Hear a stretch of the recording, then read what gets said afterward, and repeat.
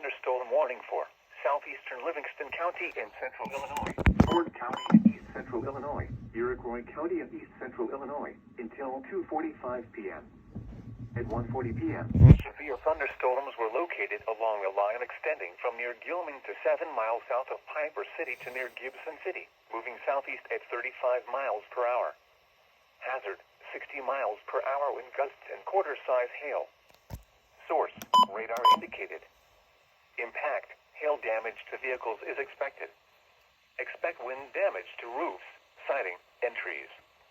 Locations impacted include Watseka, Paxton, Gibson City, Gilman, Milford, Chatsworth, Onarga, Cessna Park, Piper City, Buckley, Stockland, Crescent City, Danforth, Melvin, Loda, Roberts, Woodland, Elliott, Sibley, and Wellington, including the following Interstate 57 between mile markers 258 and 290.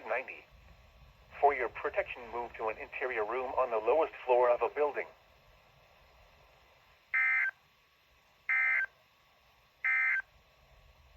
The National Weather